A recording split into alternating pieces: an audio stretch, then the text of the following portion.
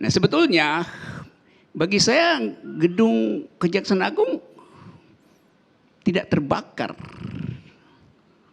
Yang terbakar itu adalah pasar, yaitu pasar gelap keadilan.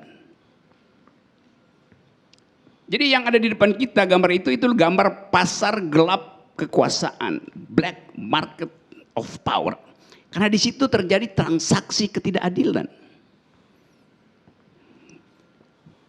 Jadi saya nggak peduli itu mau gedungnya Anies atau mau gedungnya Seknek, nggak ada relevansinya buat saya.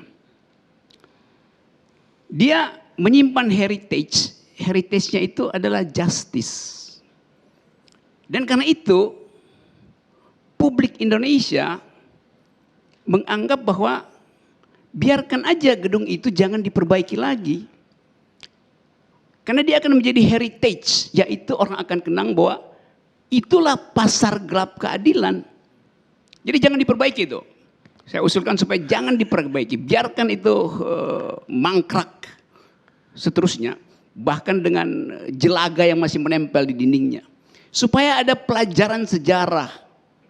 Orang akan ingat dia jadi monumen pemberantasan korupsi itu. Nah kita ingin tahu kira-kira soal tadi, mengapa orang nggak percaya keterangan pemerintah tuh? Tadi Pak Mahfud MD dengan bahasa tubuh yang secara psikologis saya perhatikan itu sebetulnya gelisah untuk memilih kalimat itu. Sehingga dia cuma ngomong pendek itu. Biasanya panjang lebar sebagai profesor. Tapi dia ngomong ringkes sekali. Dan terlihat kegelisahan. Saya mau coba menafsirkan dengan memakai ilmu BIN. Yang namanya hermeneutics of suspicion. Menafsirkan kecurigaan itu. Hal yang standar di dalam cara berpikir intelijen itu.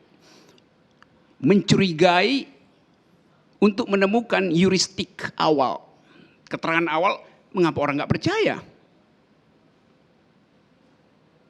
Coba saya hubungkan dengan beberapa peristiwa 2 hari, 3 hari sebelumnya.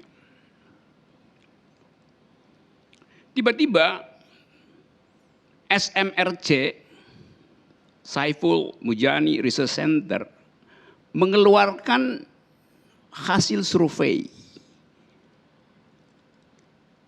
dan dihadiri oleh Mahfud MD. Hasilnya mengatakan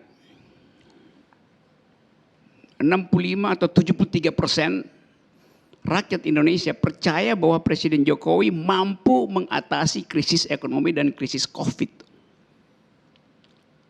Saya bikin semacam hermeneutic of suspicion. Kenapa Mahfud MD ada di situ? Tentu diberitahu lebih awal bahwa angkanya 73%. Kepercayaan publik kepada pemerintah itu. Coba misalnya SMRC menemukan bahwa dukungan pada presiden tinggal 30%, maka Mahfud MD nggak akan datang di dalam rilis itu. Nah rilis itu kemudian memperlihatkan bahwa ada upaya pemerintah untuk memoles citranya itu. Dan kalau saya boleh kasih kritik akademis, seharusnya SMRC kasih disclaimer bahwa rilis itu dibuat setelah anggaran 90 miliar yang diulas oleh ICW diketahui publik. Artinya setelah disiram dengan opini publik, maka rilis itu menghasilkan dukungan 65-73%. Itu sama dengan ada orang jual sapi, sapinya itu sapi kurus. Tapi tiba-tiba begitu dijual kok jadi mahal, beratnya kok melampaui yang natural gitu. Ternyata sapinya digelontorin air ke dalam perutnya sebelum dijual, sehingga ditimbang isinya air. Itu yang terjadi dalam opini publik hari ini. Disiram dulu oleh influencer publik, baru disurvei itu. Maka terlihat seolah-olah sapinya gemuk, beratnya banyak. Padahal disiram dulu oleh influencer. Dan data itu ada. Jadi opini publik ini dipermainkan oleh kekuasaan.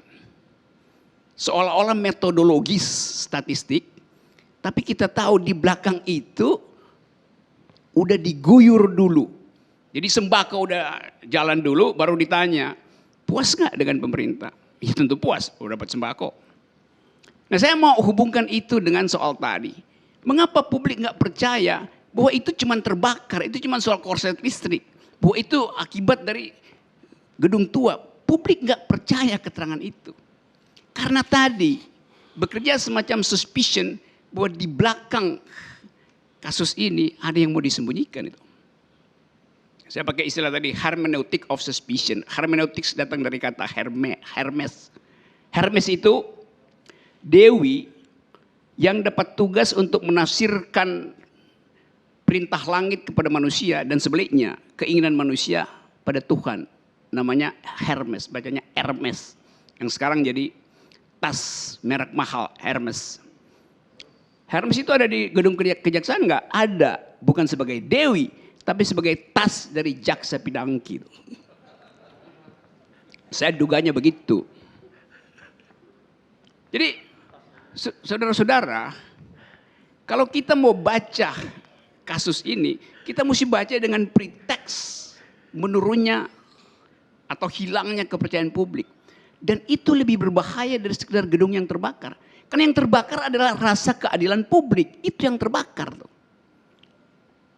Jadi konstruksi ini yang mesti dipahami oleh para juru bicara lembaga-lembaga negara. Gak ada gunanya dia ngoceh panjang lebar, sewa influencer, bikin statistik, pamer PowerPoint. Kalau dia nggak bicara dengan kejujuran. Dan orang dengan mudah melihat bahasa tubuhnya, lu bohong lu tuh. Nah pemberantasan korupsi, dalil pertama adalah orangnya bicara jujur gitu. Orangnya hasilkan keadilan. Jadi kalau dibilang ya kita bisa lakukan pencegahan segala macam. Pencegahan pertama adalah dari watak penegak keadilan, itu aja. Jadi saudara-saudara, saya ringkas aja bahwa peristiwa ini harus diingat sebagai monumen buruk dari penegakan keadilan. Monumen buruk, sebut aja monumen buruk. Nah kalau dia direnovasi, maka yang buruk itu tidak bisa lagi diingat oleh orang. Karena itu biarkan gedung kejaksaan dalam keadaan yang kumal, buruk begitu tuh. Karena itu baik untuk ingatan publik. Sama seperti kita merayakan hari kemerdekaan, kita datangi, kunjungi makam pahlawan. Supaya kita ingat yang baik. Padahal sebetulnya sejarah itu baik kalau kita tidak mengingat si pahlawan, tapi kita mengingat si pengkhianat itu. Sejarah yang baik adalah sejarah yang ditulis untuk mengingat pengkhianatan, bukan kepahlawanan. Nah, kita mau ingat ada pengkhianatan nggak dalam penegakan hukum kita? Bagaimana kita ingat? Biarkan gedung itu melarat semacam itu. Supaya ingatan kita tentang keadilan dipelihara terus melalui akal sehat kita. Jadi sekali lagi percuma negara berupaya untuk menyiram opini publik. Itu dalam pepatah bahasa Inggris disebut, you may lead a horse to the water, but you cannot make him drink. Gitu. Anda boleh tuntun kuda-kuda Anda ke sungai, tapi Anda nggak bisa paksa kuda itu untuk minum. Nah, pikiran itu yang harus sejak sekarang kita perhatikan sebagai problem utama bangsa ini. Yaitu bahwa kendati kekuasaan berupaya untuk menggiring rakyat ke tepi sungai, tapi rakyat bilang, gue nggak mau minum, karena gue mau lu giring-giring gue gitu. Jadi saya kira itu pesan dari pembakaran gedung ini. Dan sekali lagi, heritage dari gedung itu tidak terletak pada usia bangunan itu, tapi pada usia penegakan keadilan. Dan heritage itu tidak ada di gedung, tapi ada di dalam watak dan hati nurani para penegak hukum. Terima kasih.